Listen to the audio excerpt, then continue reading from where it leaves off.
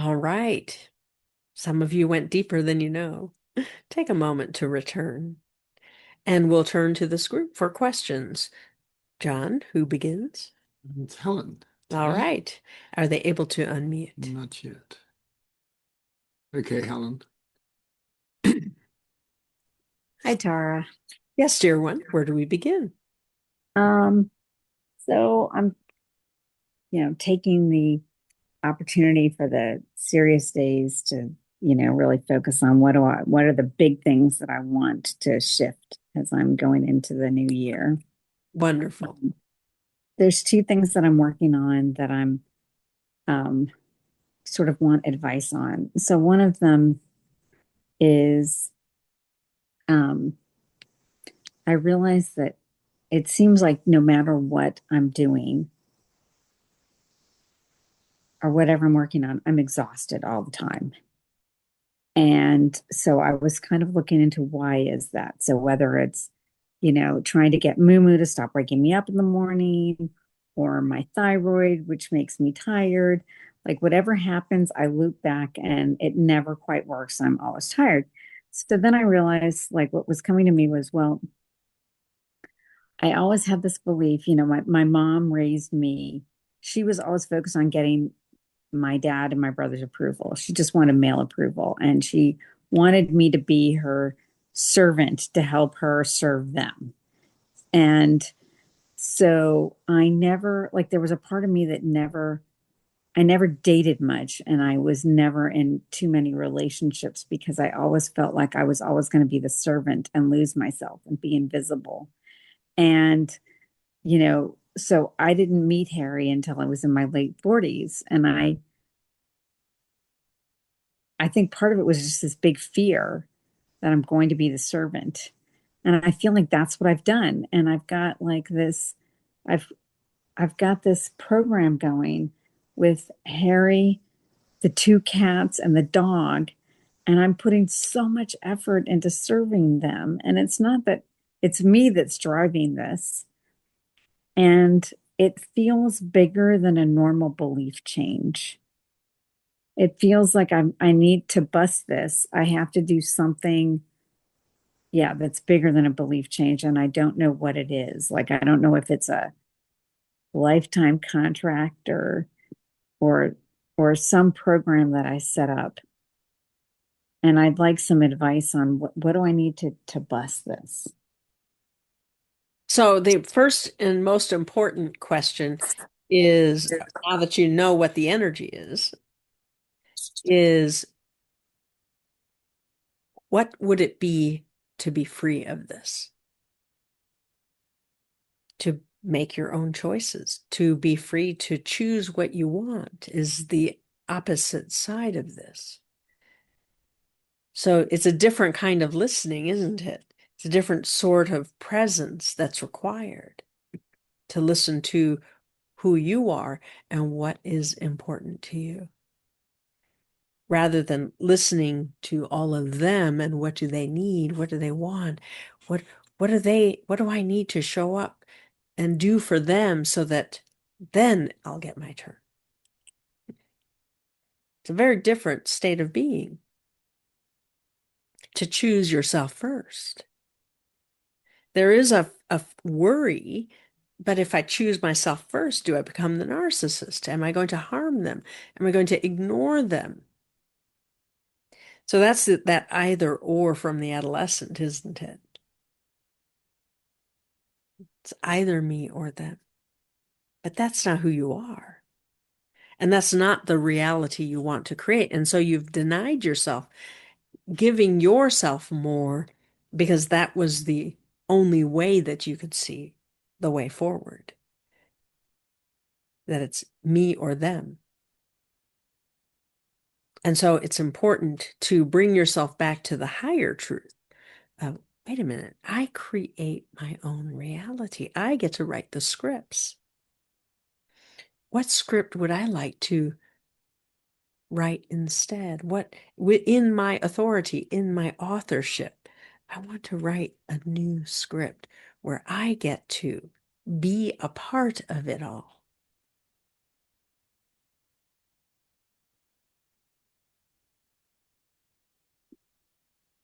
When And we say all of that, what are you aware of? well, so first of all, while you've been talking, Moo Moo has come and demanded treats.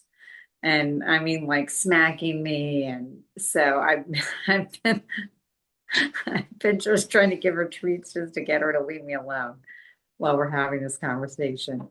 So, yeah, I mean, I feel like um, even with all the work that I'm doing, I still always feel like when do I get to have my creative time? I do feel like I'm still always last. I feel like the, you know, and Sandy's spoiled enough that she's kind of obnoxious sometimes. And Moo Moo's waking me up at 5 in the morning, really drives me nuts and batty. And I don't, um, and I'm just behind in work all the time because there's just so many to-dos, and it does feel it does feel like I can't ever, as much as I try and say I want to get to bed at the time I want to get to bed at, and I want to work on my movie script, I just can't ever seem to actually make it happen. And that's why it does feel like it is this bigger than a belief change. It feels like uh,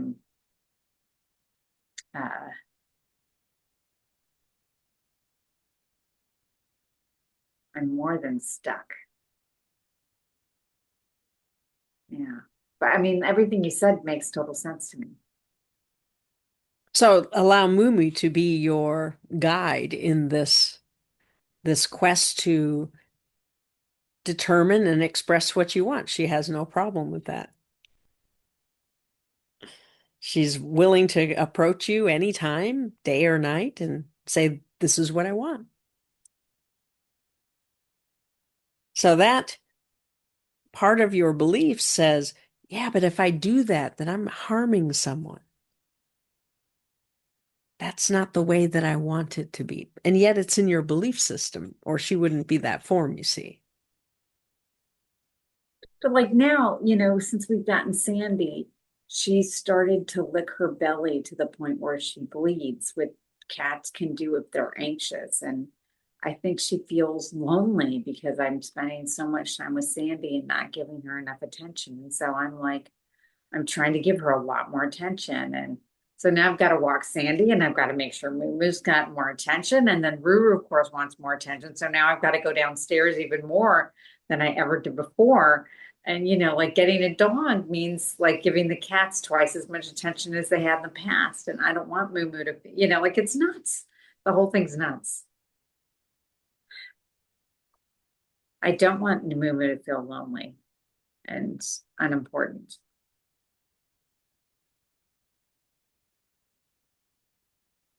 And I do feel like our choice to get a dog has, I'm not going to say harmed Moo and Ruru, but I, I do feel it a bit. Now I feel like I have three animals that are, well, not Rue as much, but I just feel they're all kind of a little entitled princesses and a little annoying to everybody. And I feel like I'm the one that have created three annoying pets. And um, that require everybody to serve them in this really crazy way. Um, Ruru has just showed up and she wants her treats. I mean, they're uh, they're sort of nonstop. Yeah. So a lack of boundaries. You're back to that. So your boundaries are them, not you. I So think in this case, look to see what do boundaries mean? Do I have a right to them? And if I do use them, what does it mean to have boundaries, to set boundaries energetically? What does it mean to allow the illusion to be an illusion and then to choose to change it? What does that mean? Because what we're sensing is there are no boundaries. You're a yes for everything. You're a yes to treats now. You're a yes to waking up in the morning. You're a yes to spending more time But for what, at the core of it, is it because you want to? Is there a luminous intent there? The luminous intent is the yes, but the form doesn't serve you. So as you look to see, as you drill down, can you remember a time when you said, I'm never going to be disregarding, I'm never going to be abandoning, I'm never going to be like mother? As you look into that arena for definitions of what does it mean to be loving? And what does it mean to have healthy boundaries? So it's very common where love is concerned that to say no isn't allowed. It's not loving to say no. It should be a yes.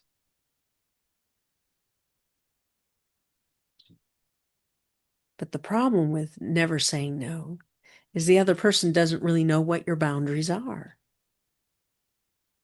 And then when they find out, well, I didn't really want to do that, or I didn't really mean what I said, it begins to erode communication and trust. Now, with an animal, you may think, oh, well, it's not as relevant there. They're happy to have all the attention. But in your communication with people, those boundaries are important. And if you don't set them appropriately, then you set them through anger or resentment or rejection or detachment. Some people disconnect, just can't handle it anymore and disconnect. But that's not being loving.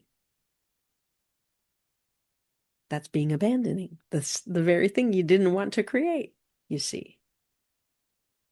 So we want you to think in terms of, I'm changing, I'm growing. And the new me requires new definitions around love, being loving, and having boundaries. Being more determined, more specific. Does that help? Yeah, I mean, I've had many conversations to Moo, and I've had other spiritual beings talk to her and animal communicators. It's never worked. I know it's me. But so how do I talk to Moo in a way where she finally believes me when I say, do not wake me up in the morning? Well, telling her doesn't do anything. You don't really mean it. You don't really mean that you won't let her have what she wants, because love means to give her what she wants. You're afraid if I don't give her what she wants that something bad will happen. So there's a weight there. Yes, there are past lives at work here. Yes. It's Is driving this you like crazy. my mother always told me I should give Edward what he wants. And then when he was a teenager and he started to have trouble, um, she spent 20, 30 years telling me he had trouble because of me, like I harmed him. Is it like I've tried to heal this? Is that still in play? Or Not necessarily. Well, certainly you learned the behavior there, but you're an adult now. You've been a spiritual adult for many years, and so you do have a sense of self now. Now the test is, because you're in a loving relationship with Harry and you're evolving your relationship and your communication. Some of these issues are playing out with the pets where it's safer. Mhm. You want to grow and change. You want to be more vulnerable. You want to be more intimate, and you want to be more trusting. And you want to be giving, and you want to receive. All of this is what you deserve to have. This is the reality you want to create, with harm to none, with elegance and ease. And the real definitions, where they're a little where there's weight, some of it from your mother and Edward, but most of it past lives. What does it mean to have the right to exist and to have needs? How do you know? How do you express that? You are all in a reality that tells you you don't deserve to be here unless you earn your right. That's the chauvinism. And you've been free of it, and then you fall back into it. And then you're free of it, you fall back into it. So each of you are in this waxing and waning as you make the maps, as you redefine who you are. You're not the only one who's struggling with this. How can I be me? How can I focus on me and be loving? As though focusing on you isn't being loving. Chauvinism tells you it's not. But it is a priority on your spiritual journey to figure this out, to redefine what it means to be loving. Giving yourself first, all those things that you were denied.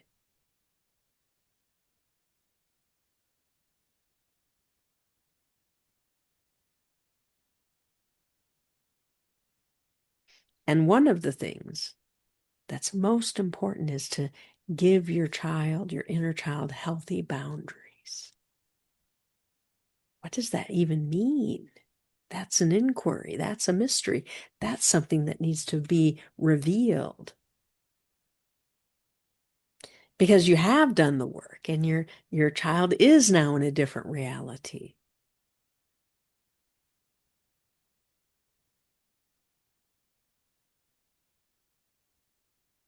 And then the adolescent is in a whole different reality, has different needs, has different boundaries. So the child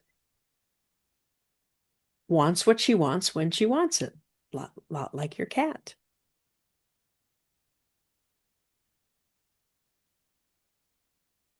The spiritual adult is able to be more complex, able to weigh.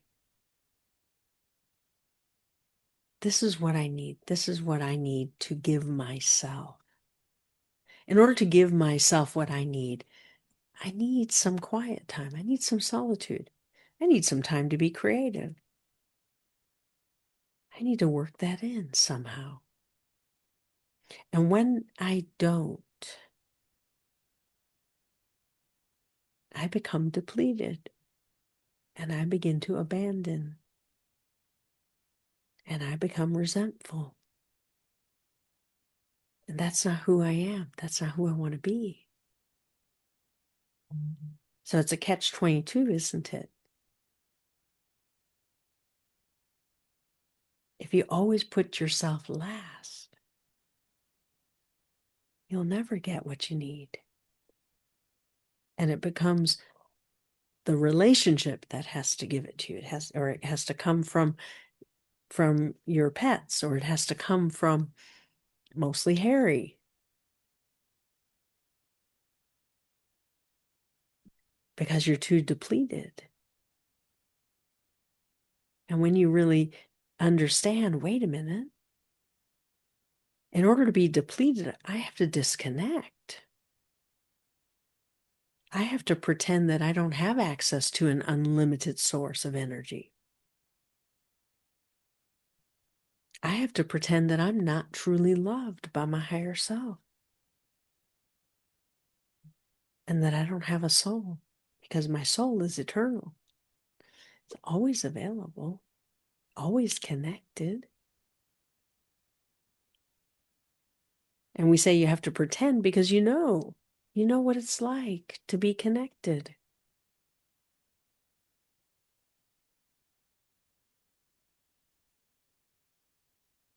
And that's your priority. When you do that, when you make that your priority, as soon as you wake up, that's what I have to do. That's my first task.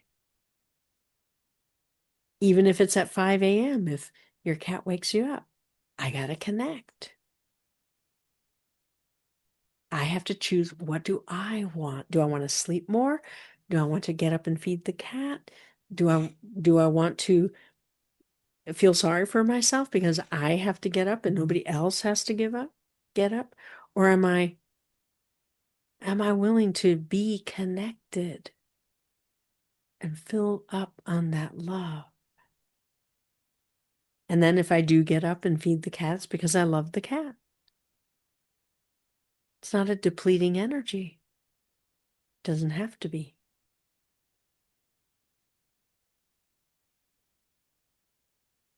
So work with it in that way. It's important. And ask your higher self to help you be aware of those lifetimes, to lift the impact of them. Beautiful. We love you so. Thank you, Tara.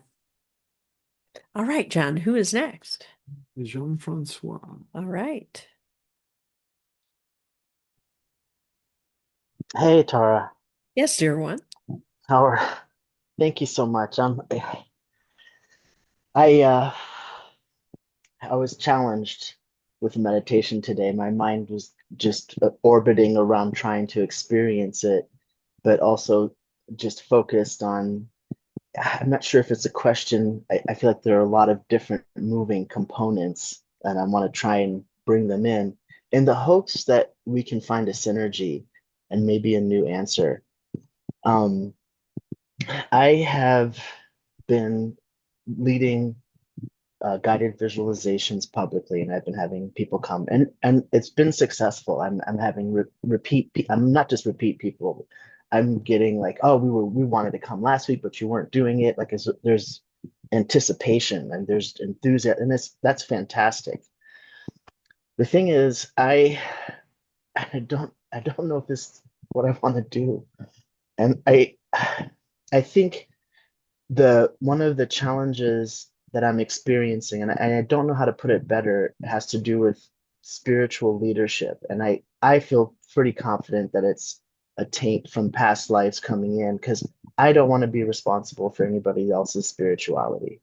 I'm only looking to create a space for people to have experiences in, but I don't want it to be my job to care for them or to care for and somehow that's influencing the experience for me. I'm at a point where I feel like maybe I should just stop and I don't like that because I have momentum and I'm having success and in creating something new it takes time, for the world at large to identify that it's happening and then feel safe to actually go and then go and then have the experience and then needing it to be there the next time. And I'm having trouble feeling like, well, I can provide that stability, um, because I don't know if it's for me to do that. And I'm hoping you can comment on that. Could we start there? Absolutely. Okay. So much like Helen was just describing, there's a projection here Ah, that you have to take care of everybody, oh God. which you know is not who you truly are. And so let's get you back to where you were originally, which is I want to do this because it's fun. Yeah. I like making a difference. I like flowing positive energy. I like guiding people through a visualization. And at the end of it, they have an aha, or they don't, but a lot of times they do. Mm. They're more connected. That's the fun. Yeah. And when they're more connected, what do you have? What do you make it mean about yourself, about your world? That it's safer. It is safer, isn't it? Yeah. It feels safer. And there's more beauty. Yes, it is There's, more there's more beautiful. light. There's more love. It's more profound. And it gives you hope. Yes. So what happened? At what point did you begin to think that this was about something else? That Oh this gosh. that this was about fixing them? You've touched on this before, and I know also in my own healing work, I'm stuck on this, by the way. I haven't figured it out. And I do still enjoy fixing. I still feel like, oh, understand. I see what it is that you're describing. I understand the issue. I can see how you're stuck. I can see how to create a space that you'll go into, that you'll be able to express, and then see yourself. Oh my gosh, and then pop beyond. And so I feel very confident in my ability to do that and create that space and guide someone through it to happen. But I don't see I I don't see how to not fix. But I'm not. So I what don't know how. happens? Yeah, go ahead. Where you want to pay attention is when the impact isn't the way we originally described it, where it's fun and it's successful and there's more light and there's more love. Mm-hmm. Every once in a while, there's somebody who didn't shift, didn't change, Yes. didn't make a difference. Well, the child in you is going to want to make it about you. Oh shoot. I got to make that all about me so that I can change it, so I can fix it. And there is some truth to it because it's your illusion. Yeah. However, this trigger into your child is not your spiritual adult self who's creating reality. That trigger, it's important to heal that, to work with the child before the event, give him what he needs, give him the safety, and give him the permission to not be on your stage. It's not his job to fix people. So if you find that he's not shifting, bring your higher self in. Higher self, we need help. There's a level of shame here, a shame of being not enough, inadequate to the task. Should have been different, should have been more, should have understood or had more skill or more ability or just been different. Should have been different. As you let him heal that once and for all. And it absolutely taps into other lifetimes. Generational shame is there and some past lives. So ask your higher self to lift that and to return it all the way to the point of origin, as you know to do, Yeah. however many generations it is. It's a theme. It's something many of you are struggling with. How can I ever be enough? Every time I grow, I get that feeling of inadequacy, and it triggers me into that stuff. But we want you to redefine when you have that sense, I'm not enough, so that it's not your child who's triggered into a shame that he was given, but that you, as the spiritual adult, recognize, oh, when I feel not enough, that's good news. That means I need to go gather from the unknowns. I need to go through Sirius, through the portal of Sirius, and gather, like you did today, gather new energies, revitalize your chakras in new ways, expand your perceptions. Work with the Lemurian dreamer if that's who you work with, or go into fairy if that's where you go. To get the help you need, to get the new energy, comes from the light shadow, from soul, for your next step. By definition, the next you is more expansive, has more expansive beliefs than the you that you are right now. And as you allow that to be okay, it's okay that I'm not there yet. That's the issue of perfection. I got to be it right now. No, you don't. You weren't ever intended to only be one form that's finished. It's this sort of action. what you began with in the beginning of this lifetime. It's been this kind of expansion. You have been becoming more and more and more. And every so often, you recognize I'm not enough. My beliefs aren't good enough for who I'm becoming. I got to go change some things. I got to let some stuff go. I got to gather new stuff. Sometimes you need a new wardrobe. Mhm. For those of you who like to shop, sometimes you need a new car that represents the new you. Sometimes you need more money so that you have more freedom for the new you. So you get a different job or you create new ways of making income. It's all about expansion, not for the stuff, as in the stuff that will prove you who you are, but because you're more free to create and you're free to let go. So you're more fluid. You don't have to grasp onto things and hold them forever. You're more free to be you, more flexible. So here you are. Started these events. People are starting to count on me. That's the worrying thought. Ah, They're starting to count on me. okay. What if I don't feel like it? Sometimes you do, sometimes you don't. Who told you? So, Uh, are you really truly promising I'm going to be here for you forever, for the rest of your life? right. No, we're going to No. do this for as long as it's fun.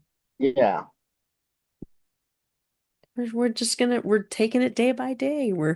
I'm scheduling them as I can, as I see fit, as I can work it into my own schedule so that I show up me, Yeah. Yeah. not resentful, not diminished.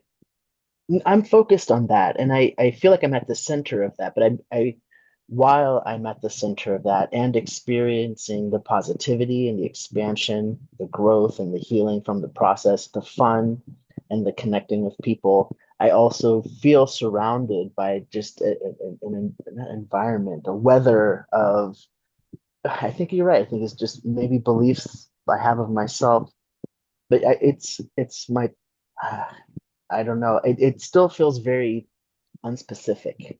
Like I about this, I don't. I have this feeling like, well, I'm gonna have to keep on trudging ahead, whilst I hope for like an epiphany. That's the way it feels to me. The work that you suggested in terms of, because all of the meditations that I lead, I work with my higher self to create them, and then I invite them to create the space. And I don't know if I have been actually as reliably each time making sure my child and my adolescent are okay before I go in. I might actually be missing that sometimes. So that's a good point. And I do want that to be part of it. But I actually feel very clear, but it's gotten to the point where it feels more fun to create the meditation than to guide it, than to deliver it. And I don't know. It's got me questioning if I like doing this. Yes, Yeah, completely valid. yeah. As Go you ahead. approach it with Yeah, the experiences are for you. And so it is important for you to assess, is this what I want? right. I'm just still doing that, Yes. is And what it's you're okay. suggesting. It's okay to be in process around that Okay, and to change your mind along the way. right. You don't I know when just, you're going to change your mind. You're not going to tell them, hey, one day I'm going to change my mind and abandon you. You're not really abandoning them. As you really let in, oh no, I'm creating the space for now because it's for me. yeah, This is helping me grow. it is. So as long as it's helping me grow, I'll do it in this form. Mhm, And one day I might say this form isn't for me anymore. I'm going to create something new. mhm. Hmm. Yeah, okay. Thank you. That's So does it create fear in people who okay. want a guarantee? Of course. Yes, I'm okay with that. I'm okay with It working is with not people your who issue. experience. Yeah, it's not. And I'll even help someone who has that fear. I don't, I think it's easy to resolve. It Yeah. has been in any case. But yeah, I hear you. I just, when I started out with becoming a healer, and I want to do, and just kind of saying, look, I want to be more serious about it. I want to be more clear. I want my impact to be positive solely. I don't want to do anything negative. The enthusiasm and the clarity, just the longevity of my vision of doing this kind of work was huge. And this was before I left for Maui. And I just, when I left for Maui, it was a huge dive off of the, diving board. I just was absolutely testing my wings. I am flying now, and it was fantastic. And leaving Maui and coming back here, it seems to me that I kind of locked a part of me in my past behind or before leaving to Maui, that I was like, okay, I'm not that person anymore. And it's turning out now to not be true. And I'm having some trouble with that. Part of me is like, oh, okay, I'm still me. I mean, I'm also I do healing work, and I enjoy my work, and I feel like it's in the right place. I also feel like there's more to come. There's in more diversity. There's different ways. It does make sense to me, not intellectually, but I can feel the energy of it. It's the expansion. I feel there's more community there for me. It's more relaxing and loving and fun. Um, how not 100% where I was going with that actually. But I guess my question is that true? Did I Yeah, lock something away? absolutely. I did. Okay. I just, and it's nice to re-embrace me, but I feel smaller, to be honest with you. I just, I feel smaller than who I was on Maui. But on Maui, I felt like a little bit like somebody blew the balloon too big here. This isn't what we're doing. At least it's not what we're doing now. And being near my daughter, it turned out to be that's actually the most important thing right now. And I love it. She's just a fantastic being, and we have so much fun together, and there's a lot of acceptance, and we really accept each other as we are, and it's fantastic. And the conversations as she ages just get better and better, which is also nice. Um, I guess I don't want to take up too much time because I know there's a long list, but I would like to ask a question that's along the lines of what we've been talking about. Is that okay? Yes. Thank you. I want to talk about money and spirituality. A few months ago, you pointed out, and it seems like I've always known it, but now I know it better, that there's a divergent path of beliefs and the consensus reality in terms of you got to pick whether you're going to make money or you got to pick whether you're going to be spiritual, and they don't go together. And I've been having realizations of, I don't know if it's an attitude or a behavior where I dismiss money. I'm like, that's not the important part. The important part here is the experience, and how pure is the experience, how accurate is the experience, is how good is the experience. And I don't care what it costs, or I don't care whether I get paid. It's just as long as that part's good. And I feel like that's along the lines of, well, I'm choosing spirituality. And you mentioned that even in this group, there are people who've managed to successfully balance that. And I think I'm looking for a picture. Like, what is it like? What is it like where that feels like, oh yeah, this is going hand in hand? Because I was 18 when I found myself in the human potential movement, 4 years living in a commune, and 4 years out of that, right to Lazarus, which are all fantastic. This isn't a complaint, but I definitely have been on the spiritual side of that equation, and I'm looking for I don't want to say magic pill, but how about a magic pill that could make me integrate these two? What can you say to that? Beautiful. So, of course, for those of you who grew up with a belief that says money is something separate from spirituality, you've addressed it at different times in your life. There, money is the favorite vehicle for exchanging energy. It's more elegant. When you Mm, exchange money, you get to choose what you're going to put your energy into next with it. So as you allow money to be elegant, to know that, to value it for its elegance and its ease, it's important to have that sense of value I really appreciate the flexibility that I have with money. And I also understand it's an energy first. And energy flows where attention goes. So if you give money a place to land, it will show up. Oh, Meaning, are you giving yourself things you want in your life that require money? Or are you saying, one day, someday, when I have the money, I'm going to have this or that? So as you clean up your own hidden agendas around, well, I'm not that powerful, I'm not that magical, I'm a good healer, but that's in the spiritual domain, not really around money. I can't really have impact around money. Money's this other thing that the consensus uses. So there's judgments in there. mhm. And we sense that you are more free than you were, but it's popping up as, if you want more, this is in the way. If you want to really enjoy money and have money be a friend, an ally on your journey, it's an energy. If you treat it as a sort of an archetypal energy where you have to respect the energy of it, and you have to claim and demand, and you have to invite it in, and you have to know that it doesn't determine your worthiness, doesn't make you Mm, better than. mm, But you see, the consensus has some of that in it. Oh, I get mm. to earn my way. I get to throw my weight around. You have plenty of models of this in your world at the moment, Right. where if you have the most, well, you can say anything. Not really the connection that we want you to make there. No, it's We not. want you to understand you are here to be who you are. Your Yeah. authenticity is important. Your Yeah. authority is important, but not through the ways of domination, not through the ways of thinking that the money is a means. And some of you do have that wired. And so as you think, well, if I get the money, then I get to go do this.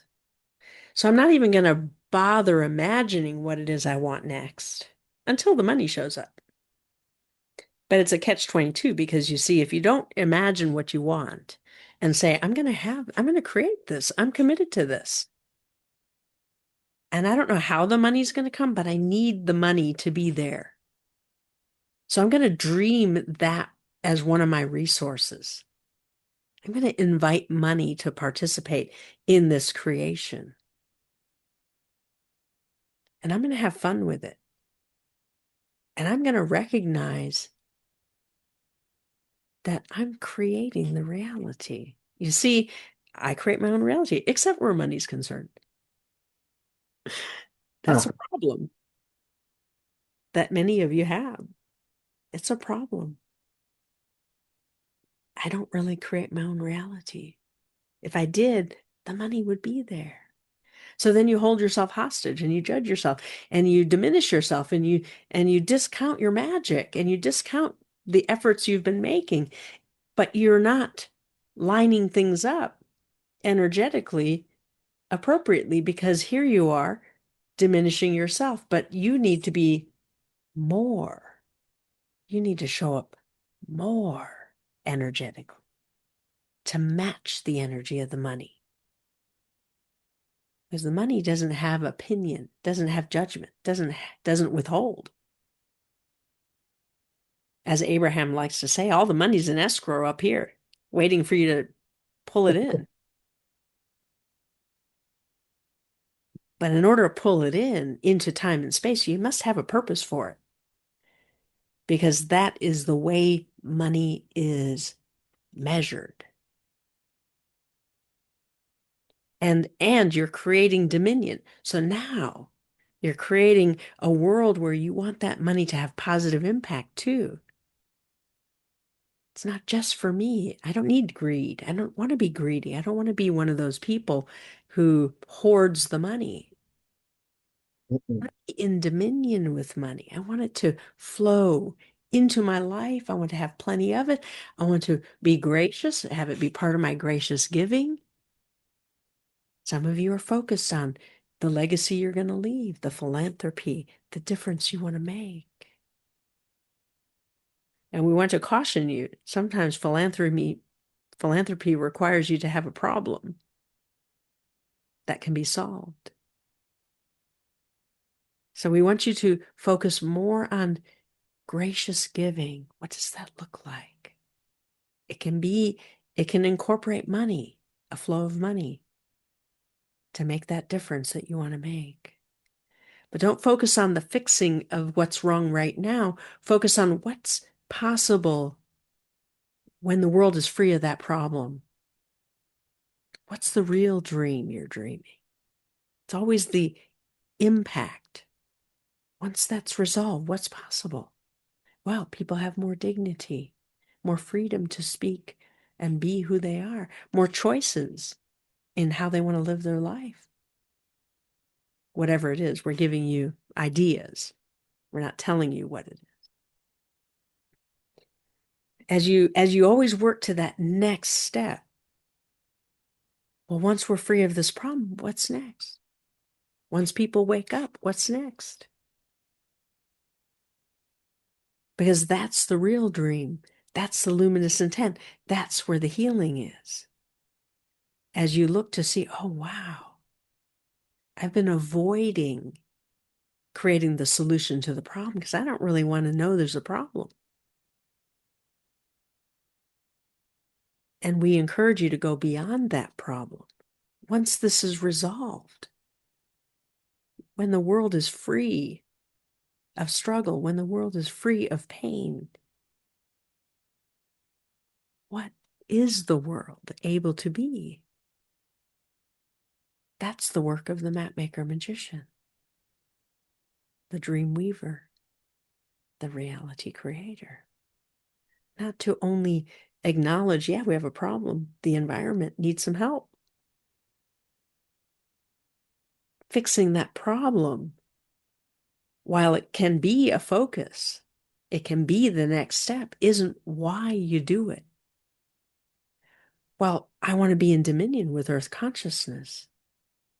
Mm-hmm. And when I'm loving the earth and I'm sending love and light to the earth, well, that problem disappears. The solutions come. There's abundance and prosperity. There's respect. There's caring and loving. There's stewardship. New possibilities emerge. And so handling this problem that's immediate makes sense. But it's the dreaming of the next step that allows that to occur, allows the money to flow in. Oh, yeah, we're going to clean up the air. We're going to produce free energy. We're going to keep working on that free energy for all. We're going to create solutions around water, clean water, the stuff of life.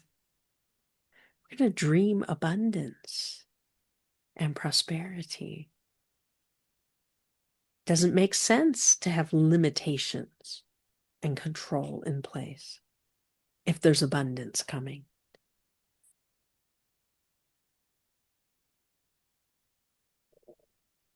So abundance and prosperity are a consciousness. Money is a good vehicle to experience those. It's not the only way. Some of you experience it better in nature or in beauty or in the loving relationships you have. Others of you, no, money is where the fun is. And so you dance and you create money for fun. And that's really what you're asking is, how do I create money for fun instead of out of need, out of desperation? What if I could know that my needs are met, that the universe is providing what I need when I need it? What if I existed that way? What if I could create that foundation?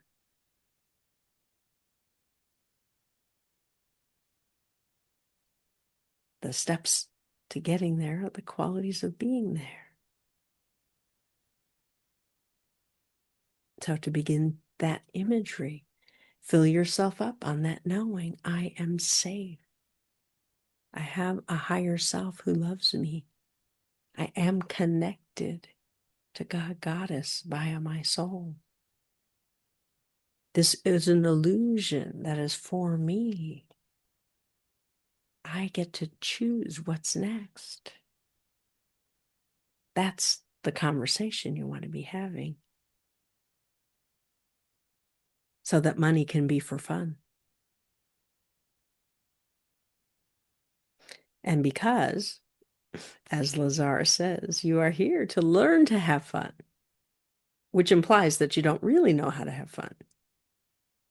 Interestingly enough, some of you thought, no, I'm really am. Along the way, I have learned what fun is for me, and it changes with me. What was fun yesterday isn't fun anymore, so I've changed it. I've redefined it. There's a fluidity and a flexibility with fun now. And you're here to consciously create success. Success that is meaningful to you. What does it mean to be successful? Well, early on, you were taught it was whatever your parents were doing, whatever your neighbors were doing, or whatever the people in the news are doing. That's success. And inside you're weighing, is that me? Is it not me? Is that how I want to express it for myself? And ultimately, it comes down to having that positive impact. Knowing you create your own reality and the consequences. And that you're participating, that you're choosing it consciously. Consciously creating success. 3 words. When you tie them together, it's a formula. They require you to be conscious, to be creative, and to manifest. That's what you're here for. None of them are by mistake included in that sentence. It's all very purposeful. And so you look to see, where am I weak today? Am I aware? Am I being conscious? Or perhaps, am I really being creative? Am I honoring myself and creating something new for myself and my world? Am I allowing the manifestation of my ideas, bringing form that I can measure, that others are impacted by positively? Am I having impact? All of that is what we have to say to you today. Thank you, Tara. All right. We love you so. Thank you, Tara. You're right on track. I appreciate that. Thank you. All right. And who is next? Francis.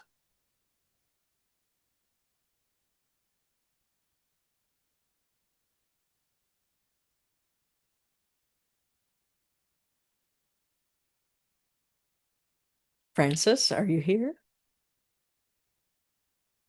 Hmm.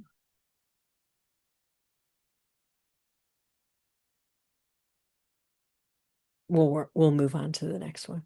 Okay, you must be having trouble again. Next is Henry.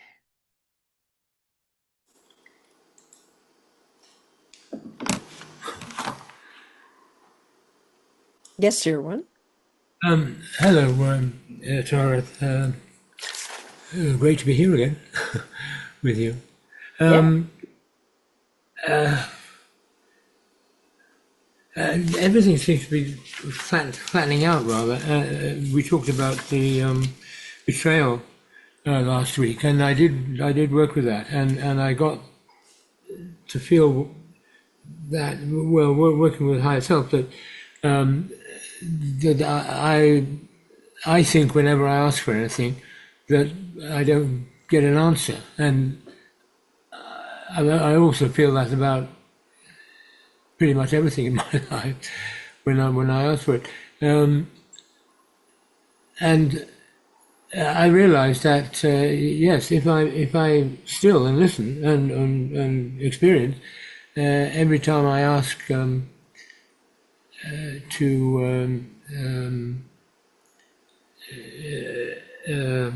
I can't remember the phrase now, but for help, they give me a sense of what's the best thing to be doing there, the best way to approach it. And then I'm finding I'm just saying, well, I don't want to do that, and I don't, something in me is saying, I don't want to do that, I don't want to do that, I don't want to do that, I want to do something else, and it's kind of heightened again. I mean, as these things do, when I first work with something and then get that answer, then there's a real pull back to do the wrong what seems to be the wrong or thing, or not to do anything at all. And I was just kind of getting stuck in that and thinking, it's got to be an obvious way out of this. But I think we did talk about this being underneath the rain, but and then there are. I'm still doing things by rote, and I go down to the beach and call on Sirius and ask for what I want, but it still feels so much like rote, and that I just can't get into that place. Although I have, I'm always thinking, well, I must at least put my toes in the water, and thinking, oh no, it's messy, I don't want to do that, and then thinking, well, no, who's that talking, and and the last few times I've realized I feel incredibly energized when I do that, in fact. And then the dancing has come up. Every Sunday night I'm coming back from the beach and there's a big dance party outside the pub on the street. And I usually listen for a bit and then go back. And last night I listened for a bit and then started to go back. And I thought, wait a minute. Remember that dancing you were doing the other day? And so I started dancing. I was dancing for an hour, and people were complimenting me. And a Brazilian girl said, "Are you Brazilian?" because of my dancing, and I was just feeling really, really fantastic. And so there are these ways that then today I just the things I need to do, certainly things I need to do about producing the money, and I just got flat again and went off with a free lunch, which I don't allow to be a good, a particularly inspiring time with the other people. And so I just wonder if there's a clue to. I mean, I just find myself not wanting to be in the more of me, and I mean that's so much. Just it's all too much. It's all just too much. I'm not going to be able to do it. And isn't it wonderful to have choice? Well, yes, and I do get these. I do get this. Instead of doing that, you could be doing this and that. And you'll be getting things done, and things will be looking better. And I'm thinking, yeah, and I still go marching off in this kind of dead set way, and I'm thinking I'm marching off in this dead set, lesser self, and why am I doing this? Don't do that, and I keep on doing it. But I just got to make a change. Well, part of you would like to change, and the other part says no. Yeah. We're not going to change. Not yet. So there's something that part wants from you. some guarantee or some evidence of something, some evidence of that it's safe to change, perhaps, or a guarantee that that part will still exist at the other side of this equation. Mm. So it is important to dig into, because you've done a few coaching processes now, and so you're aware of how it works, of understanding, giving that aspect of you more voice, not so much, well, this is what we're doing, this is what I want, and I'm not going to take no for an answer, but rather, for what purpose? What's the luminous intent? What's really, what is that I was, aspect really after the lesser self? Well, we've said it. It's only interested in surviving another day. It's only interested in working in the known information because it's safe.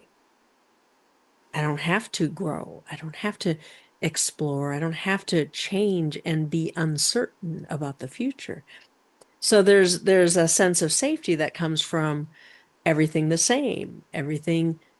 There's in that rigidity, there's a guarantee that, well, if we just keep doing the same thing, then I am predictable. They are predictable. My world is predictable. It's not actually true, but there's that illusion of a guarantee.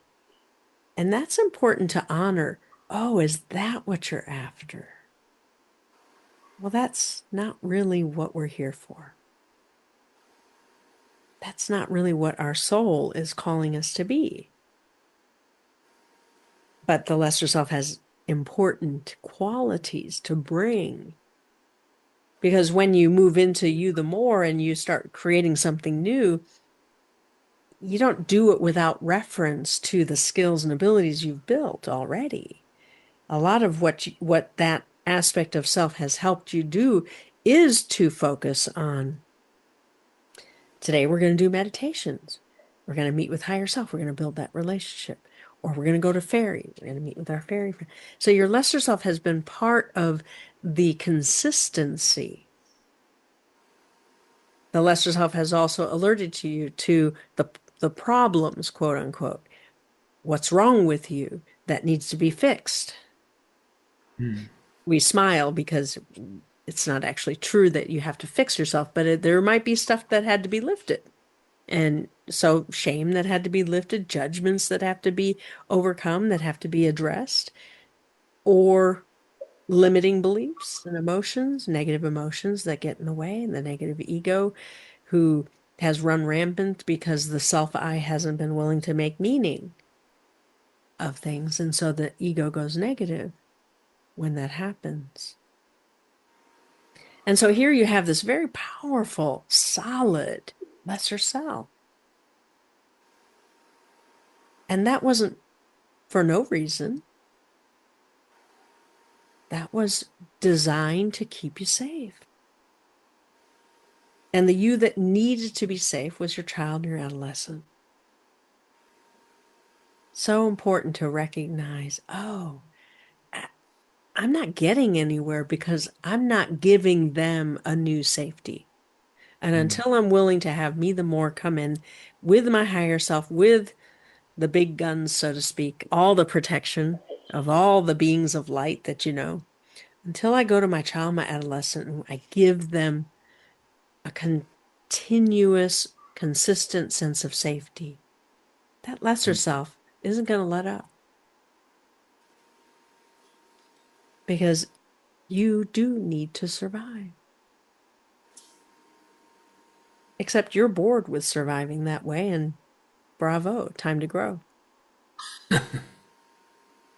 Because you're here for more. You're here to be more free. You are here to be giving of your true self. You are here to dance. You are here to play. You are here to contribute creatively. So as we were just telling Jean-Francois, consciously, creatively, manifesting success. And as you really let that in, that I'm here to learn to have fun along the way. Learning is exploring. Learning is growing and expanding. Having fun is redefined depending on what age you are. The child has a certain sense of fun. The adolescent had a certain sense of fun. The young adult, another level, moving into adulthood, and then the spiritual adult in the spirituality, in the metaphysics. Oh my gosh, so much fun working in the unseen realms. And you meet people who don't delve into those realms, and you're wondering, what do they do? What do they think about? What do they do? What's exciting to them? So you really understand that you have honed this ability. You've built a skill. And the world is waking up. And it's much more okay now than ever before to express whatever, whoever you are, whoever you have designed yourself to be. And there's a freedom there. Now, doesn't mean everybody agrees, doesn't mean you get carte blanche permission. You still have the naysayers, you have the those that want to get back in control, get back in your box. Don't think you have any freedoms when you actually do. But that's there not for no reason, but for you to reaffirm, no, I think I want to write the script where I get to have the freedom. I'm going to take back my authority from the illusion, and I'm going to write that script that I get to be creatively expressed.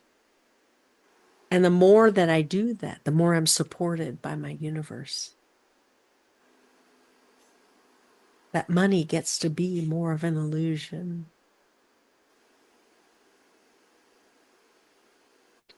And part of the challenge with money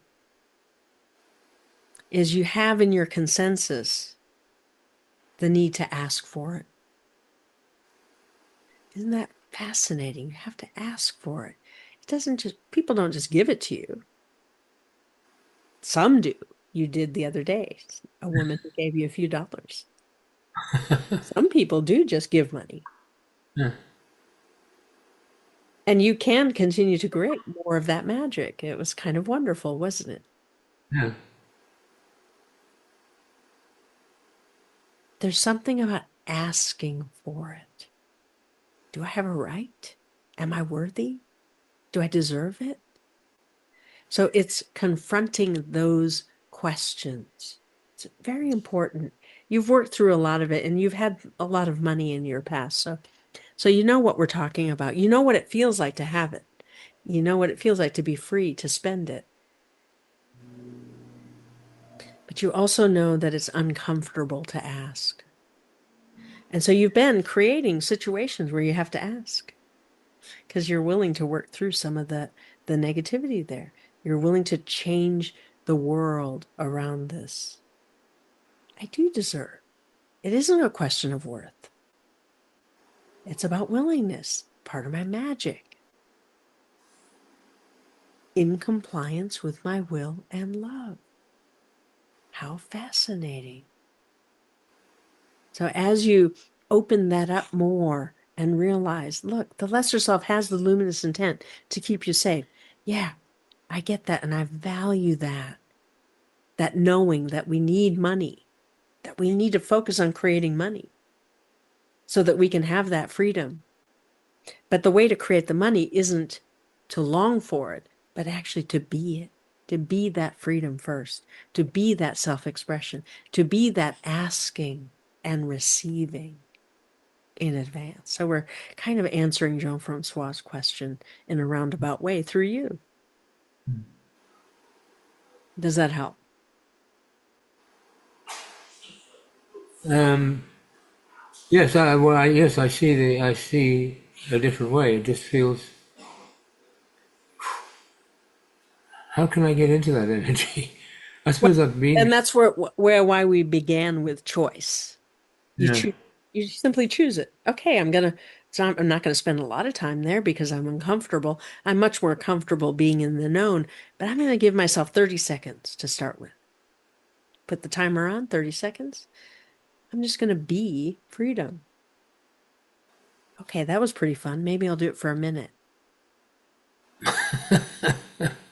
And you just be it. You know what we're talking about because you're an actor. You're a director. You know what it means to enter a state that is different from the one you were in a minute ago. Yeah. And that's what there is to practice. Okay, maybe I pick a role that I've played in the past or that I'm looking at playing in the future, where the being of that character is who I want to be. And that's completely valid way to transition into a new state of being. I'm going to pick a role model in my repertoire, a character who I adore, who I think is fully self-expressed, and it creates reality pretty well, or as an inspiration. Going to be that inspiration. Doesn't mean they have perfect emotion. Doesn't mean that they're liked by everybody. Some of your favorite characters are the antagonists, aren't they? Yeah. So we're not limiting you to the nice guys. Play the ones that have the passion, that have the creativity, that have the focus of attention and intention and action that you're seeking to have be part of you the more. And then your lesser self will say, bravo, let's go. I got the message. You're on task. Yeah. All right. We love you so. I was able to, while I was dancing, I was able to imagine that I was with someone and what our lives were like together and all sort of thing. Yes, it takes you into that exalted state Yeah. in the beauty. Beautiful. Wonderful. Keep doing that. Can I just ask about the because I go for free food and free meals and also free groceries and things like that, and I kind of feel I just feel it brings I just feel it brings me down because I'm doing that. But is that's all part of asking for it and realizing it's okay to do that, is it? Well, you have an opportunity. Do I generate gratitude? Do I make it a task of practicing gratitude and allowing the more of the universe to gift me with free stuff? Yeah. How fun is free stuff, right? But if you go into judgment and say, I'm less than, Yeah. Yeah. because, well, I need this, Right. Yeah. but that's a choice. Which perspective feels better? Which one Right. generates more positive feeling? The judgment or the gratitude? Right. Yes, I hadn't linked it with gratitude. Yes, Although and I've we want you to also redefine it as something else that's happening there. So when you're willing to receive, it gives somebody else an opportunity to give. right.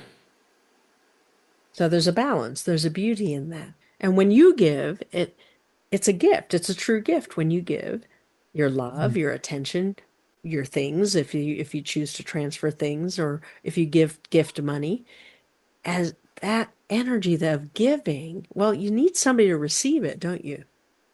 Yeah. It's no fun if you're like, hey, anybody want my stuff? And there's nobody.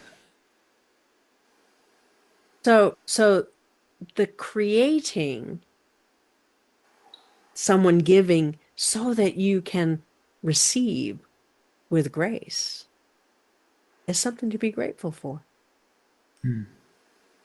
because it's giving them a gift just as they are giving you a gift. And when you're grateful for it, then it's acknowledged. Hey, you're making a difference. And I get to feel gratitude. I could feel judgment. Many do. That's the consensus. You're less than if you have to get something, Yeah. but it's not the truth. See, there's a higher level of giving and receiving that you're now operating at. And during the solstice, you received a gift of a new level of receiving. And as you let that be more real, as you let that matter, that it's a skill you need for your next step, you see, your next expansion is where you let the illusion really be an illusion. And this giving and receiving is part of the script you're going to write. So you got to get comfortable with receiving reality. Does that help? Yes, I see that. And can that apply to the, my banking issues as well? Absolutely. Absolutely. How would it, Well, how you would it, begin with choice. Recognize I have a choice. How I'm going to think about this. Am I going to worry about it? Am I going to feel bad about it? Am I going to judge myself? Am I going to go into fear and debilitate myself? Or am I going to put that all aside because that's all familiar? yeah, Am I going to be grateful for my unseen friends helping me through this? Am I going to feel grateful for those people in my illusion who are providing me with valuable information and guidance on how to navigate this scary topic? See, it's all about, are you going to feel gratitude? You're really being challenged around this. yeah, You really want to set down the fear. See it as I'm going to set it down. I'm not going to feel it. I do feel it, but I'm not going to feel it. I'm going to pick up gratitude. I'm going to think of all the things I can be grateful for, and I'm going to apply that to what can I be grateful for in my quest for answers, in my dreaming up solutions, in my forgiving myself so that I can disappear this. So it doesn't have to occur. You see? yes. I've researched it so thoroughly that it just seems really, really solid problem. Well, Um, well, if that's the outcome you want, then you think of it as solid. If it's no, not, but if it's one that's going to harm you, or that is one that you don't want, yeah, exactly. what are you willing to give up in your knowing this is the way it is? Are you willing to have humility and allow a different reality to emerge? Or are you going to be certain that your knowing is right and that there's no way that anyone is powerful enough to intervene on your behalf? Does that make sense? Because you are powerful, more powerful than you let yourself know. And you can have that outcome. And if your attention is on that outcome and all the information you're gathering says that's the way it is, part of you is grateful because, well, then I just know. I know how it is. I can relax into the knowing of how it is. It's safer. But is it for Yes, good? I find it very difficult just to get a crack into how it could be okay, but See, isn't that fascinating? There's guilt there.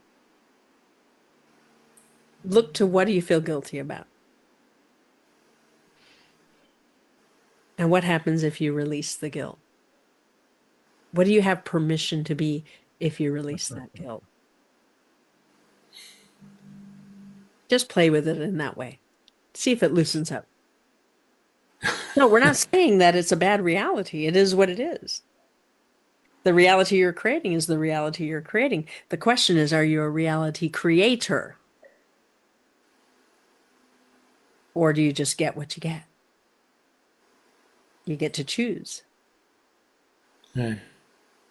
So, and we're not saying it's easy. We're not saying, I mean, we do mean it can be easy. However, we understand the dilemma here. I don't see any evidence that I'm creating any of it. This isn't what I want. John was arguing with us for his limitations as well, just a week ago. Yes, indeed. And we put it that way. Okay, you want to argue for your limitations, no problem. We do not have a judgment. If what you're getting is all you think is possible, and you're not willing to apply new desire, new expectation, new imagination to create something new, who are we to say when you choose to do that? But they are your tools of creation. It is how you shape your reality. So it's not good enough to just say, I don't want this. That's not the same thing as then taking the appropriate action of desiring something new, imagining having something new, beginning to build expectation of something new, you see. Right. Yeah, but it's taxes, or it's money, or it's relationship. I don't create any of that. So you're in a bit of a bind because here you are, map maker, magician that you are, your soul's calling you to grow, to expand, to open yourself to new ways of creating so that you can reach the next step of co-creating consciously. I got to own that I'm a creator first. I got to find a way to own that I created this. Something I didn't even want. As Lazar says, you only need to take some small responsibility for how you might have wanted it, to justify, to rationalize, to defend your limitations, or to be able to have a hidden agenda of staying in control, being right, knowing how it is, gives you a sense of safety, security. You can spend your entire life in that mode. But you're not here for that. That's who you are. And you get frustrated and you get angry and you wonder, what's wrong with me? But the real effort needs to be put into the desiring, imagining, expecting something new, going to gather those energies as you did tonight. You have new chakras.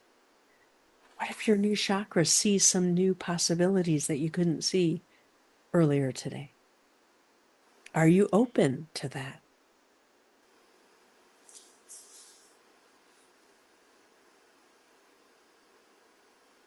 Yes. Wonderful. Good answer. Your higher self's going to take it. Yes, we will work with that. Yeah. It's a crack in the armor. It's a crack in the shield. Yeah. The light is coming in now. Yeah. Wonderful. We love you so. Thank We you have so very. a few more on the list, so we'll move on. Thank you so All much. right, Thank I you. finally got on. I finally Yes, got on. Jeremy. Yes, we were going to ask you. I have such trouble with this. I don't know why. John, thank you for being so patient and helpful All right. on So this tell stuff us, here. where do we begin? Well, it's an interesting week because we know that the 23rd is the day the goddess Yes, the starts, vortex. being, Exactly. well, a year ago on the 23rd, a very close friend of mine passed away in Maui. He was Mick Fleetwood's roadie and also second drummer. And I had custom-made snare drums for him and for Mick and myself. And well, his son sent the drum back saying somebody could probably use this, and I just thought it was very sweet because it was incredibly expensive. But his name is Paul.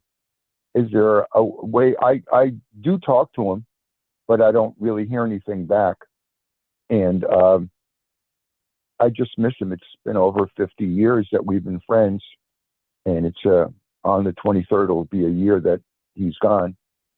He went to Japan, and then 2 weeks later in Maui, he left his body. But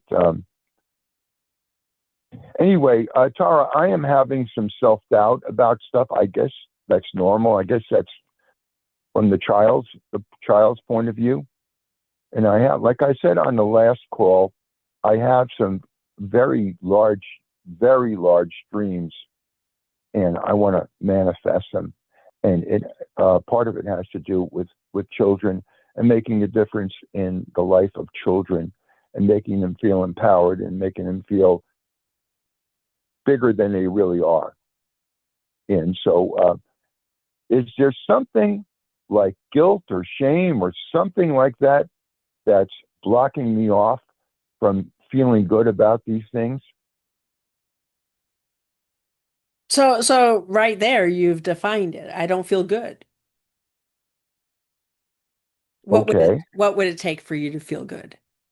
What are you holding on to? If, if I you were don't to, really know. I guess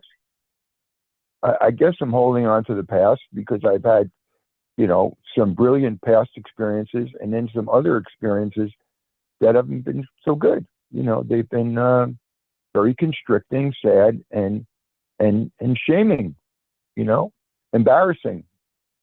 And I guess that's caused me to,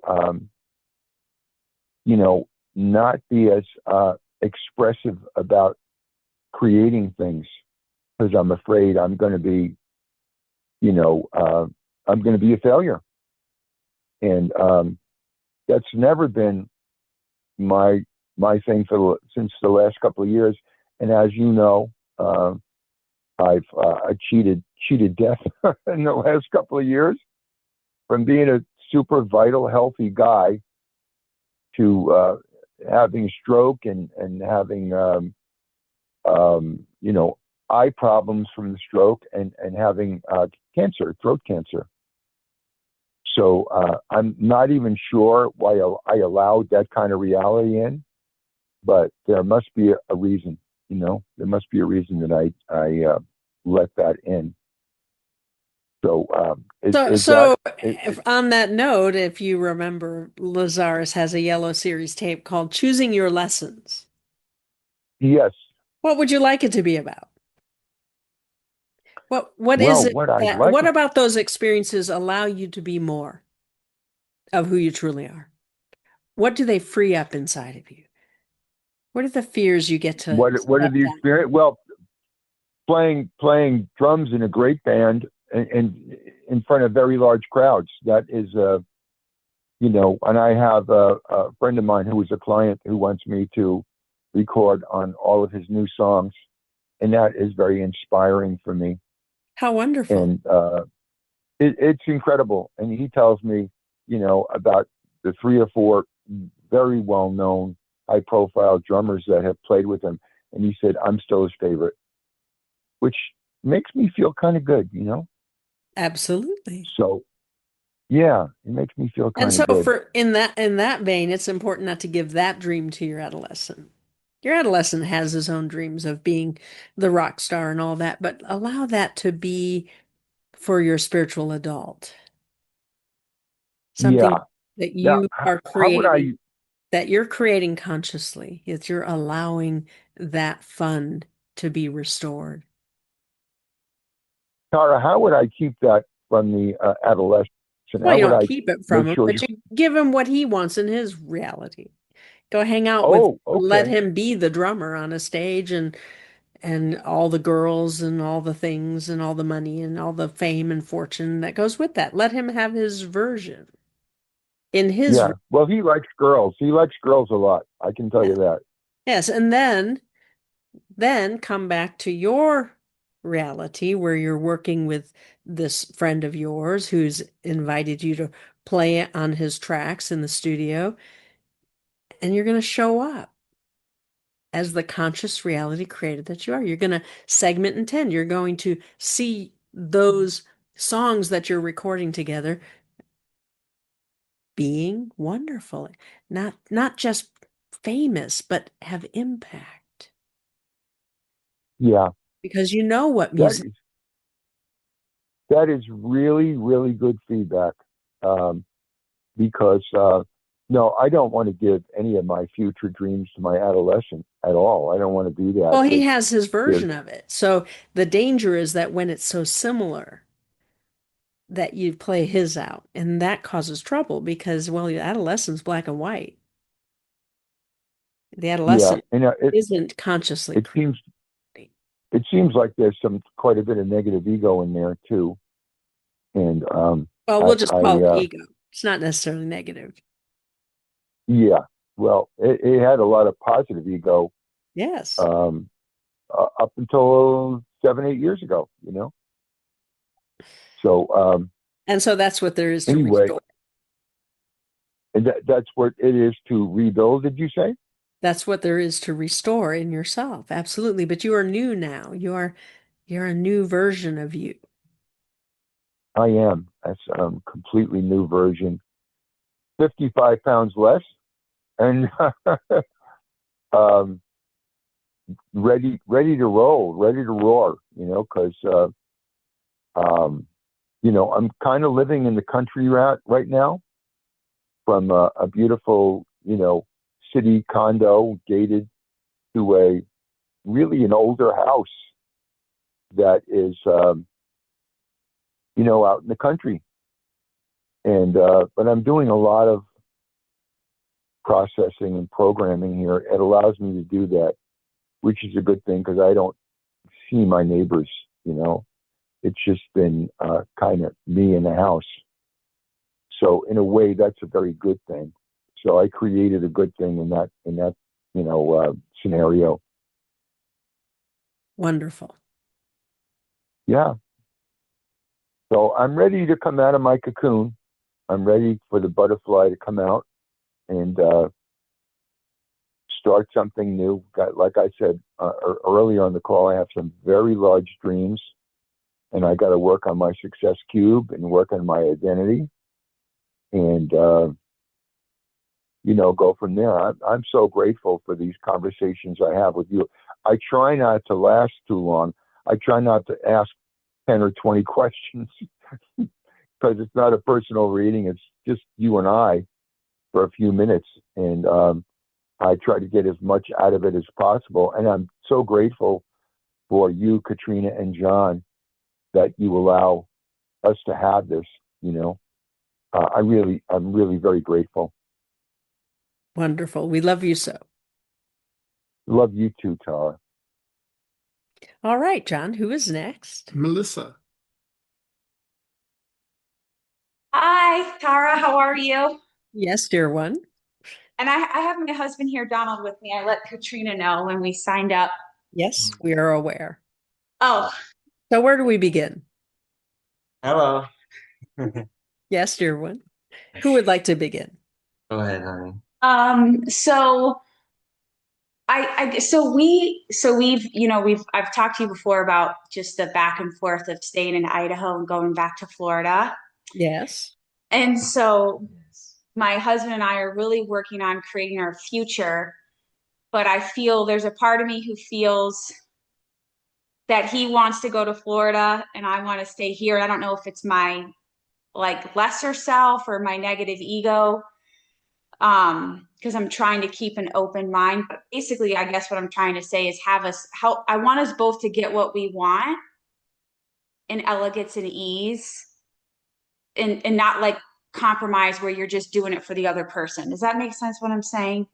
Absolutely. I feel like that's so much in relationships. So and even in other relationships, how do you create it where everybody wins, where we both get what we want and coming kind of keeping each other accountable that we're coming from our higher selves and not the lesser. Yeah, so in this case, it's important to work from the context of your shared dream. What are you creating together that is most important to you? So as you have those forms in mind, family, business, whatever is there, it's in that context that you can then choose to be free to choose. So does it matter which one we pick? Well, the future of Idaho is a certain experience, is a certain expression. The Mm-hmm. future in Florida is a different expression. As you take the time, and this is going to sound sort of cliche, but take the time to say, what are the pros and cons of each? Where you each write out those lists separately from at the same time, but separately. You each do your own list. What are the pros that we see? And then what are we worried about? What are the cons? What are the limitations? Because it's the cons that are making it difficult to see your way forward. Yeah, I think for me, I maybe have more emotional weight with Florida with like the past business partnerships, but I have 30 acres under contract with two partners that we're talking about developing. That's in Florida. I have an Airbnb in Florida that I can add an accessory dwelling unit. Then I have this acre of land that I keep creating the reality of selling it, and everyone's saying to keep it. And I'm thinking, okay, what's going on? I wanted to sell it all. And then all these opportunities to keep it are showing up. And so I just want to make sure I'm not sabotaging, or is that just the past coming? So yeah, I guess the con is, So there's a fear of getting it wrong. yes, that's what it is. I'm afraid I'm going to pick the wrong one. Then I'll lose. So as you say, okay, there is safety in losing. The lesser self is comfortable with losing. Yeah, I've had enough of that. I'm done. I want to start winning. Yes, yes. And that's important to know. Okay, it's safer to lose. That's not really who I get to be. Who I want to be is more of me. I want to have the experiences. I want to thrive. I want to expand. I want to take that risk. Because Yeah.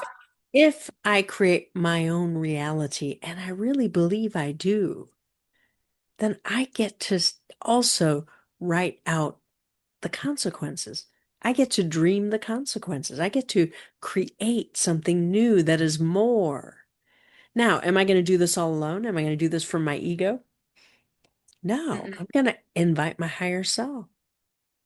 I'm going to maybe go into a meditation and invite Donald and his higher self into that meditation. And maybe we're going to invite our future family and our current family members, their higher selves, most importantly, Mm. and we're going to create a solution. We're going to dream something new. And I want the certainty. I want a feeling or a thought or an impression, a vision. I want something tangible that lets me know the direction to go in. Because Mm. I can actually create beauty in both places. I And can, that's what I love. Yeah. yes, and I can create love in both places. So you're not conflicted about bad and bad. They're both good. Yes. You're conflicted around, I have this amazing opportunity and I have this one. I can go back and create even more wonderful things there.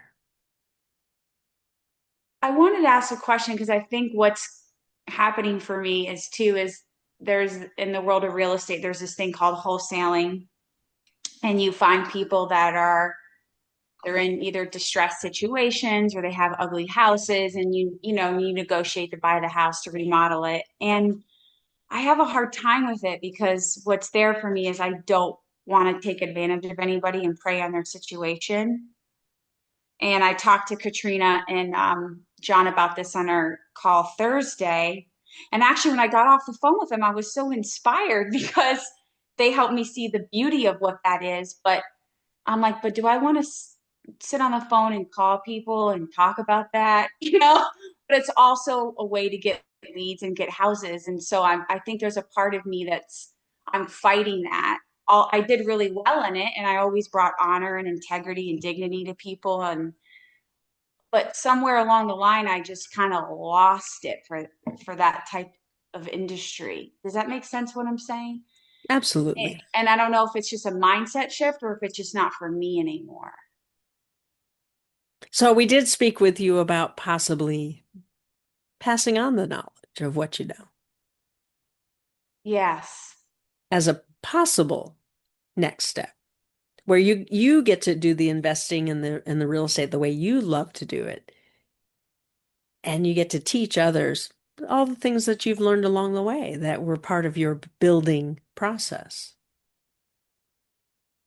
Yeah, I guess it's to help people. Like I wholesaled and I worked with people. Like somebody would have a lead, I'd find the buyer, and we all shared in the pie, and that was fun for me. And Yeah. everyone's like, no, get your own leads, you'll make more money. I'm like, well, I'm doing pretty good doing this.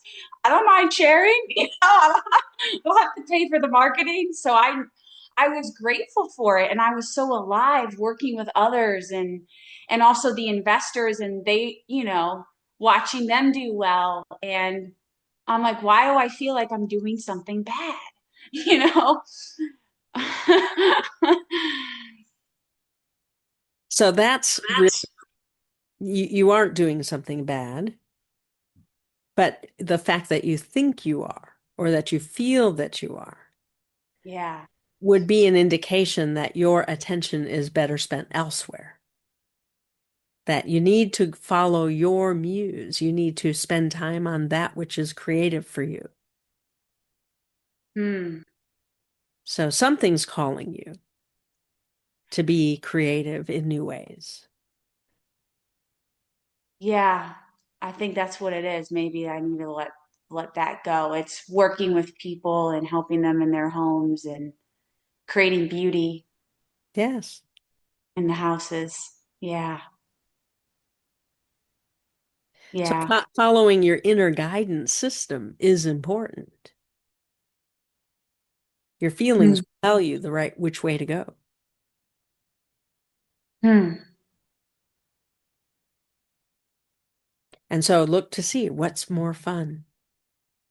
I'm good at it, but this other thing is more fun. I get to grow more. There's more to explore, more to learn, more for me personally. Hmm. Yeah. Well, I guess I feel like I have to do the other to do the other ones. Maybe that's just like the belief as you're talking, I'm hearing that. Well, Yeah. there's nothing wrong with doing what you know and what you're good at, as long as it's in the context of giving you the freedom to do more of what you love. That's what it would be for right there, is that. And then I could do it. Wonderful. Thank you. Certainly so. We love you so. Love you. All right, Donald, where do we Oh, begin? yes. So it actually touches a little bit of basis on that as well because there is a lot of, back and forth with Florida and Idaho and I keep saying every time I'm like, well, why can't we just have both, you know? And I feel like it is very possible, because I mean the winters aren't too bad here, they're not. And and knowing that we have other properties there, we could just go there in the wintertime and it's still summertime there, so and work. So that's what I think, gives me joy. But I know she's committed out here, and I'm committed out here as well. And I don't want her to think that we're not, or I'm not. And and I just want it to organically, prosper and grow. So I don't want any resistance, and I just for now I'm creating the possibility of just growing the company that we have here, and from there and wait and see what happens to a few other things that happen in Florida, and from there I think it'll all come together, honestly, and that's just where I think it'll happen. And so I'm just waiting for her to figure out, and being patient and supportive and helping her out any way I can to decide what she wants to do. Because ultimately, I do feel a little isolated out here sometimes. And Just tell her the truth. and Yeah. and I, I do like collaborating with family. It's nice every once in a while, but yeah. So I guess being in new territory, it is a little, it's different, you know. I mean, and I'm making the best of it. I think too, it's more or less that I'm in an apartment and not in a house, and trying to get used to that, I guess. So, and yeah, I mean, yeah, I So, just, so it is typical when you move into a new environment that you have to reset. You have to everything you were familiar with. You're always grasping for what's familiar, what's familiar. How is this the yeah, same? How is it different? And everything seems to be different. You just came to get verification that, oh, this is not Florida. yes. And you become appreciative of the things you didn't realize that you really valued about where you were before. And I have actually that I have, like took it for granted for what I was doing over there, because Yeah. I did build a lot of resources, and so now I'm, starting all over here, you feel like you're the low man on the totem pole again, kind of thing, and it's, yeah, And it can be yet, a little, and yet you're bringing skills. You're bringing a sense yes, of knowing how to do things, what works well. And really it's more about, okay, I got to go into the community and make some connections. I need to create some magic. yeah. And I And think I've been doing that. yes, and then of course with that comes, well, gosh, this was so much easier where I already have a foundation. But Yeah, as you act as if, because you are there, you're not in Florida, you're in Idaho. So there are some exactly. things to do here before you make your final decision. As you Absolutely. say, well, can't we have both? Yeah, but you still have to build the presence in Idaho to decide truly, is this right for us? Right. So each Absolutely. of you are working with every day evaluating, is this right for me? Is this right for me? And so we want you to go to the next level of rather just ask than asking, we want you to envision what would be an appropriate life for us here. If we were here, what would we want? Well, we'd want a house. We'd want the family. We'd want to have freedom to travel. We would want to know that our business is thriving. We would want to be connected to community. We would want to matter. We would want to have purpose. Absolutely. And so as you begin with that imagery, and we're just saying that off the top of our head, but it's in line with a lot of what you want, but you're going to refine it. And it is important to make your relationship the priority. It is the reason you're there. Yes. And as you choose to say, okay, we're going to thrive wherever we are. We're going to create more love, more intimacy, more caring, and more reasons to explore life together Yeah. wherever we are. But we're here right now. And we spent some resources to get us here. Yes. So let's have some fun. That's right. That's right. Instead of making it, oh, we got to make the right decision. What if we get it wrong? And then that just creates fear and then nobody's happy. Yeah. Yeah. So as you wake up each day and say, let's make today the most fun. Let's make it matter. Let's have impact. Let's learn some things about each other. Let's grow together and have that be the way that you move about your world, because nobody can take that from you. It doesn't matter where you are in the world. Uh, And as you really let that in, oh, it's about us growing together, loving together, creating something new together. And yes, we still have things we have to do in Florida, so we can't act as if we're never going back. correct. Yeah. But let's make those visits about us. Let's make them meaningful to us. Let's make them about how we're growing and becoming more together. Does that help? Yes, it does. Beautiful. We love you so. Thank you. All right. And we believe there's another one. Yes, two more actually. Monica and Warren. Monica is just joining now.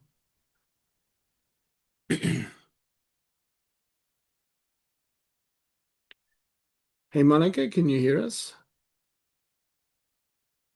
Yes, hi Tara. Yes, dear one, you're right on time. Thank you. Oh, of course, you can see um my heart was longing to talk with you. Very beautiful what you said, meditation. I feel recharged.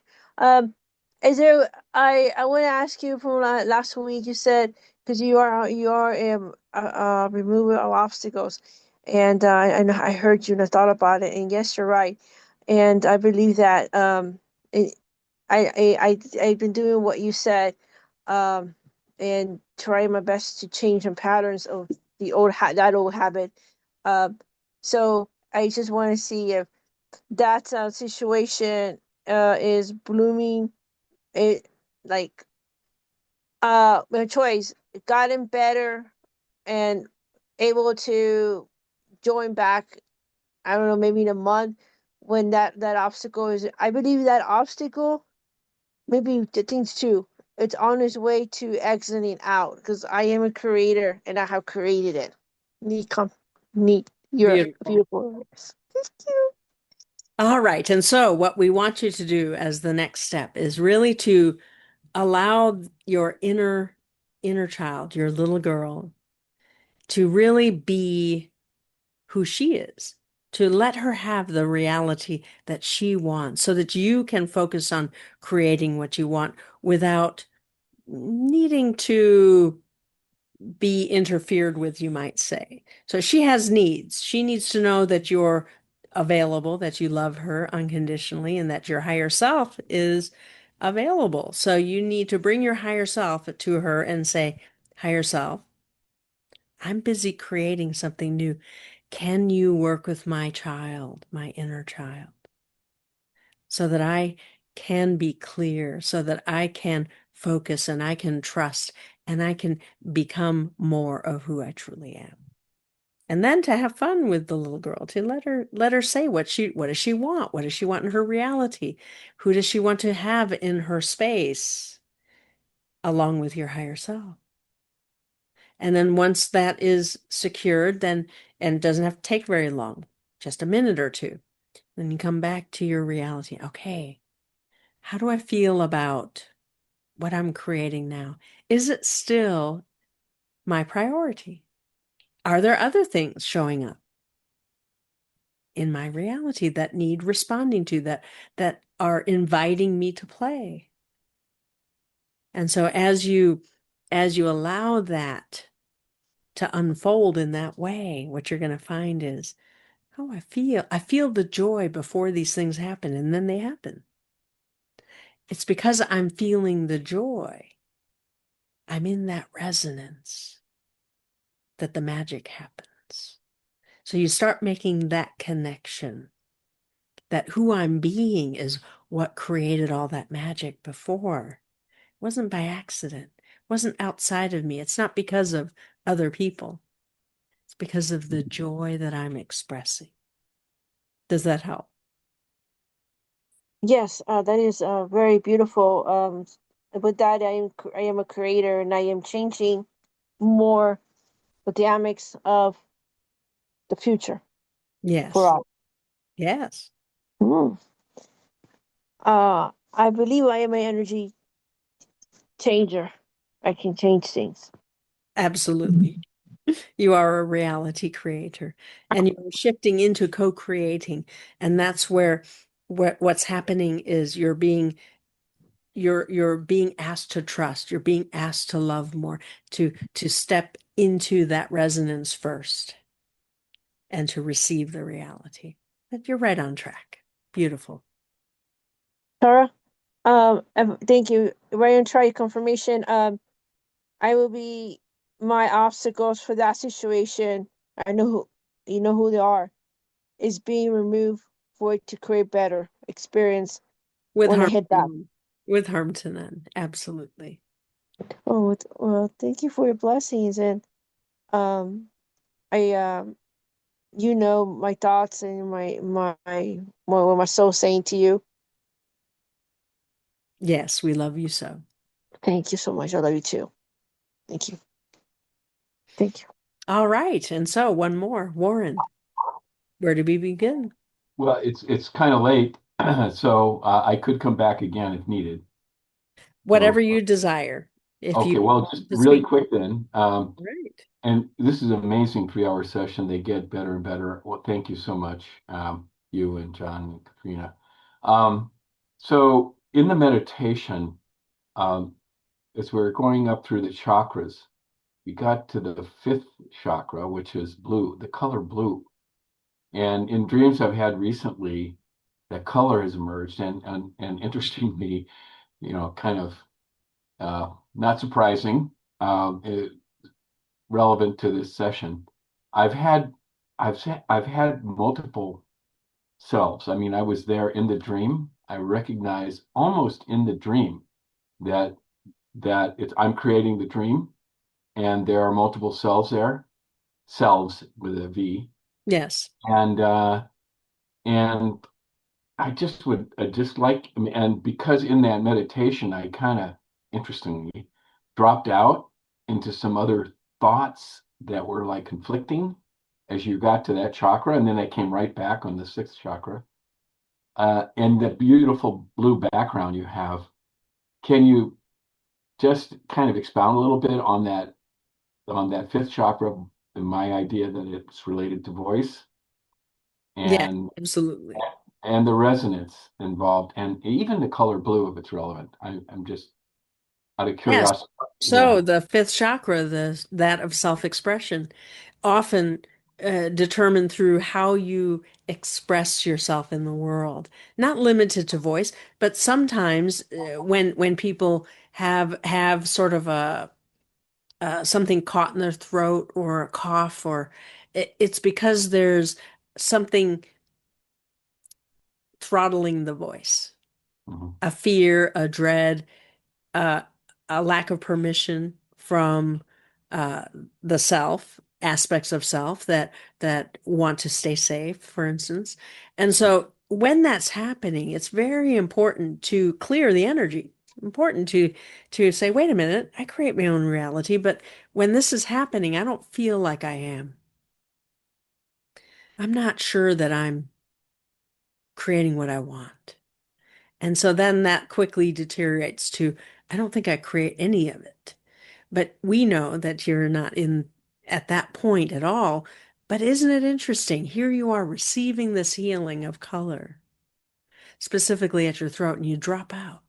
Aspects of self can't hold the information, can't receive the energy without being disrupted. And as you let in, oh,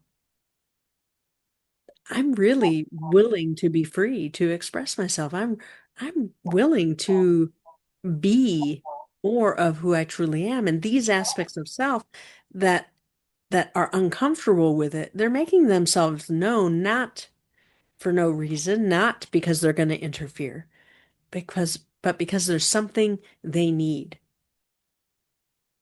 And so to do a meditation where you or a lucid dream where your higher self's there and any other unseen friends who you are are certain are going to be of service.